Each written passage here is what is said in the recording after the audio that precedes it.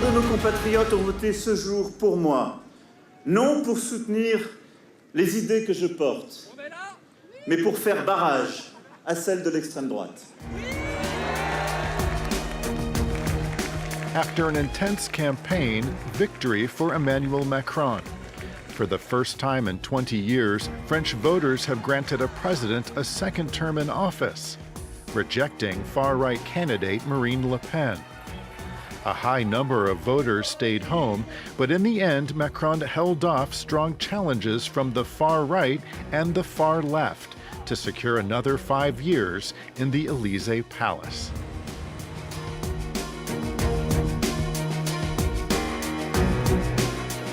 Hi, everyone, and welcome to this edition of France in Focus. Well, celebration might be in the air at the Macron campaign, but for the president, now the hard work begins. The abstention rate was the highest in 50 years, and the country remains as polarized as ever.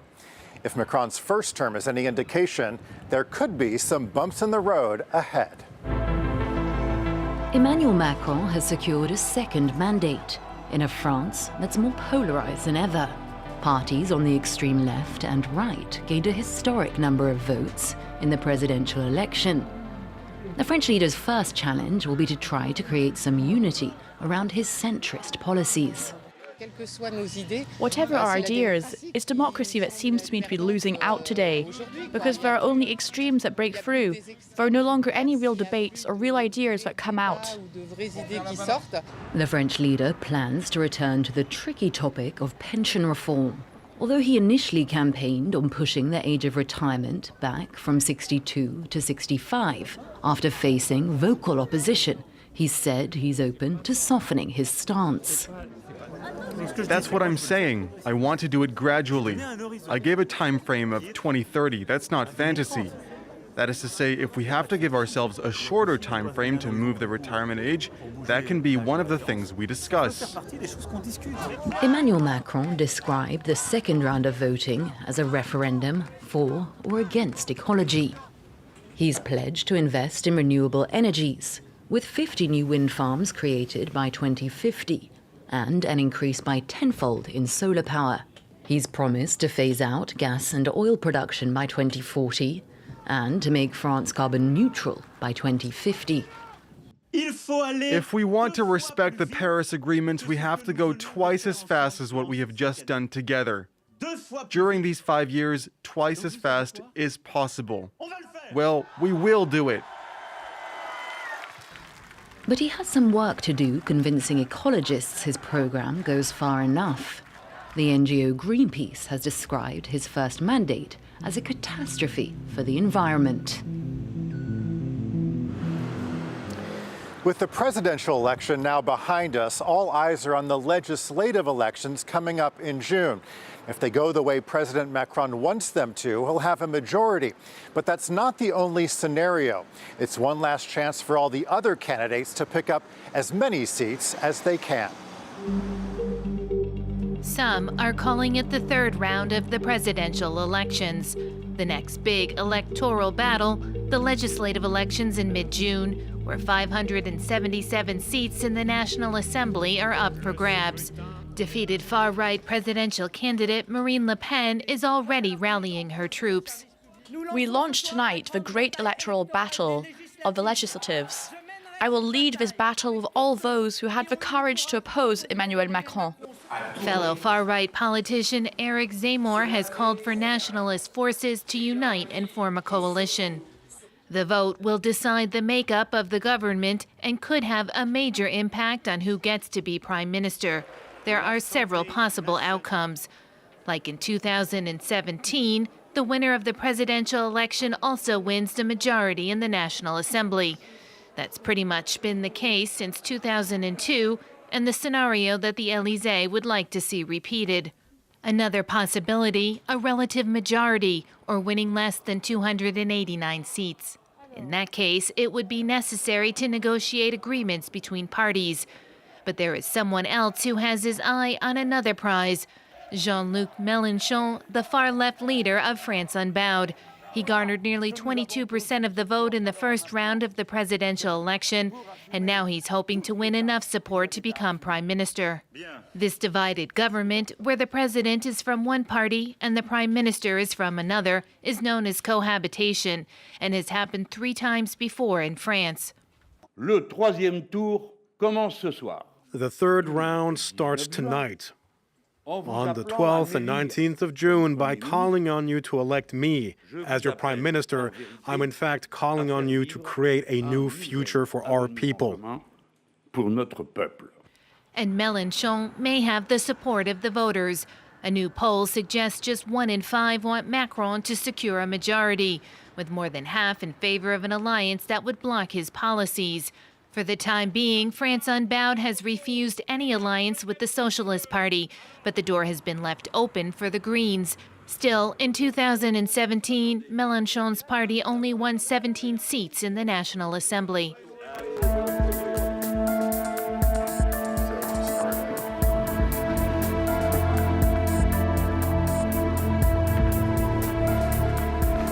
France 24's international affairs editor, Philip Turl, thanks so much for being with us.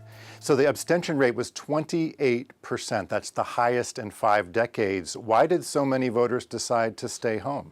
Well, if you look back, Monty, to the last time we had such a high abstention rate, it was in 1969 when there were 2 right-wing candidates vying for the post of president in the second round of the presidential election. It's exactly the same thing for many voters this time round. They say they have Emmanuel Macron on one side, who is a right-wing, former financier who is out of contact with the needs of many French people. And on the other side, you have Marine Le Pen of the far-right National Rally. And they say they don't feel represented by either candidate, and they can't bring themselves to vote for either Emmanuel Macron on one side or Marine Le Pen on the other. Many of them voted for Jean-Luc Mélenchon of the far-left France Unbowed party, which was eliminated from the second round. And that's why they decided to either abstain or simply to put in an empty envelope into the ballot box. Well, of course, the war in Ukraine is raging. Macron has a lot of issues to deal with domestically. What do you think are his biggest challenges right off the bat?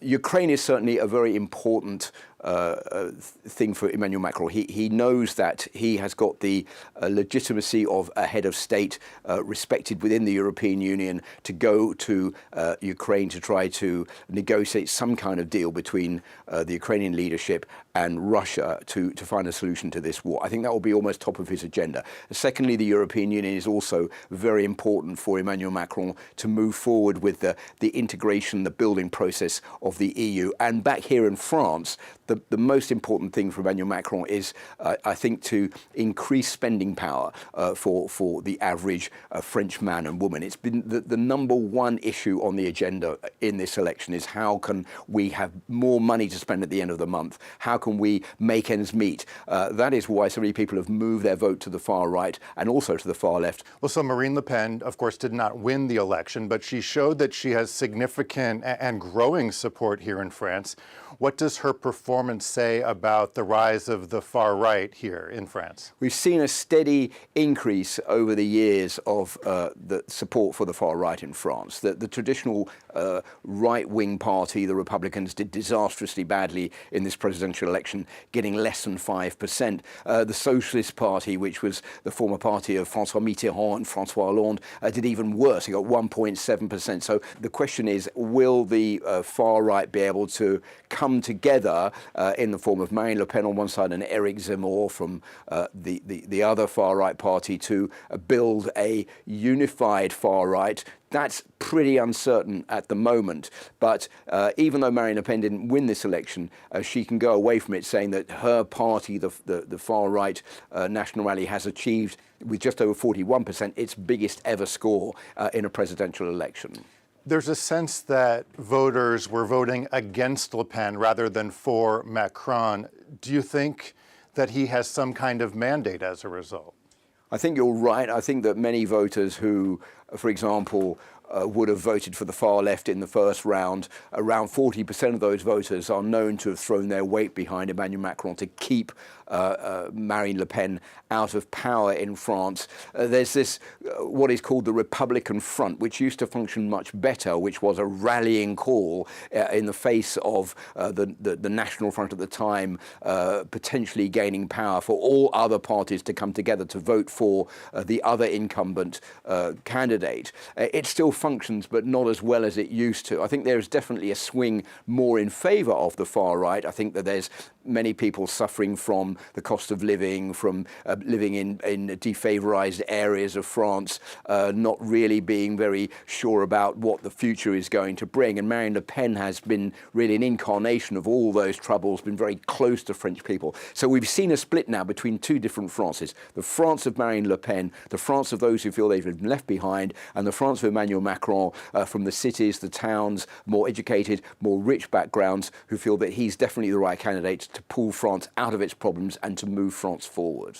There's something called cohabitation here in France, where the president and prime minister are from different parties. It's very rare, but is there any chance that would happen this time?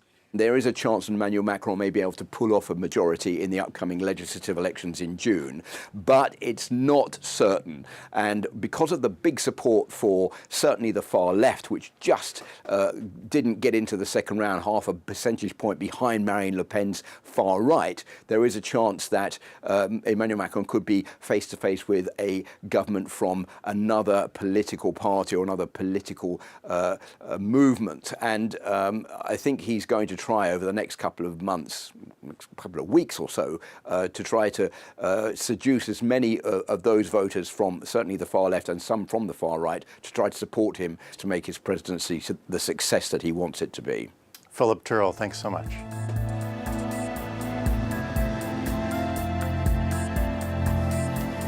Well, that does it for this edition of France in Focus. Thanks for watching, and we'll see you next time.